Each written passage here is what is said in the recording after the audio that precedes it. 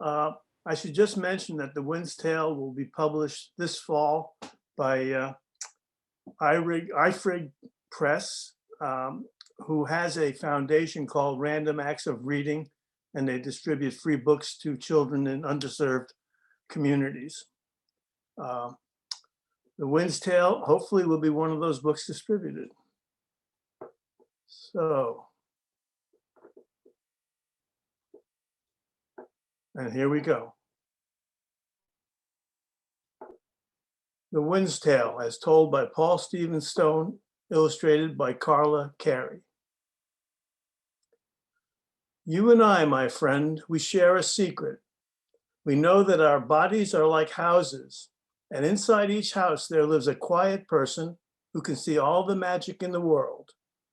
It is that person who understands the laughter of seagulls, the joy of the setting sun, and of course, the stories told by the wind.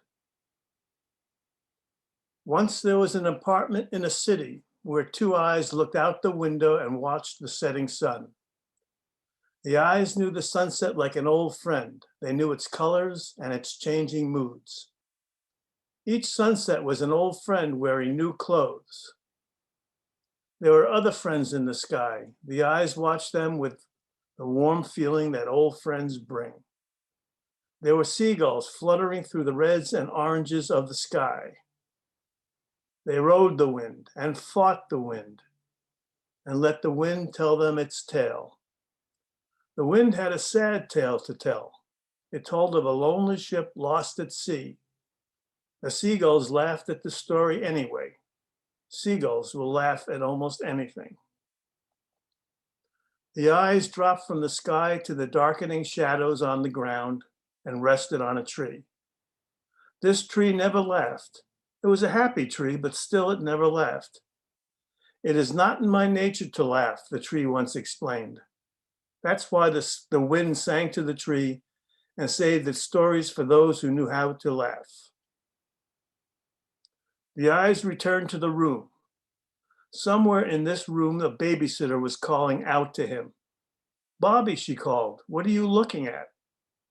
You know he can't answer you, his brother told the babysitter. You know he can't speak or turn around. If you want him to answer you, you have to look into his eyes. The eyes tried to search out the voices, but could only turn far enough to reach the corner of the room. There was adventure in this corner. The eyes had seen it, but only in the late afternoon when the shadows fell.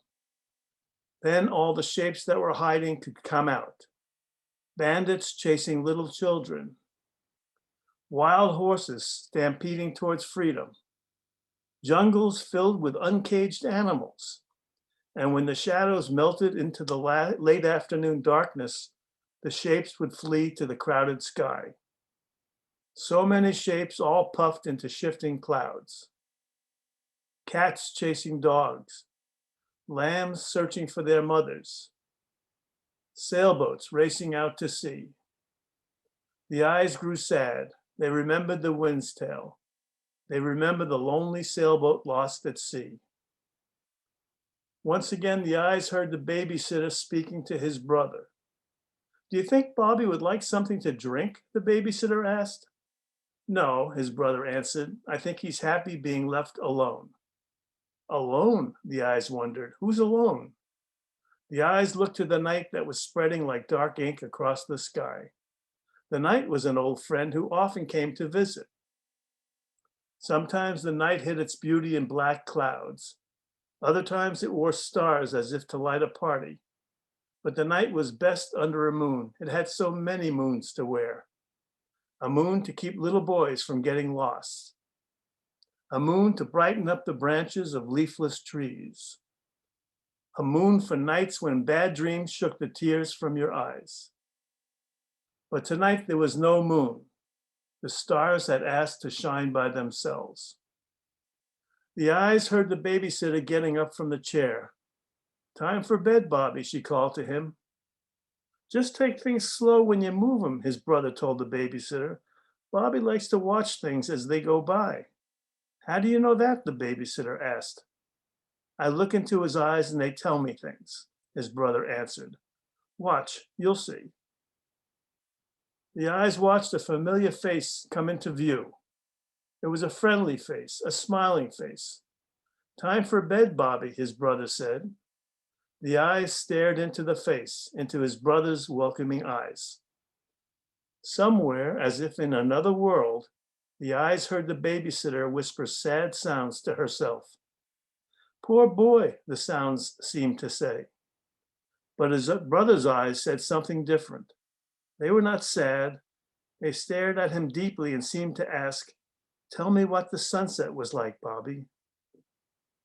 Out in the night, the eyes could hear a seagull laughing, laughing at the wind's tail, laughing to think of a sailboat lost at sea.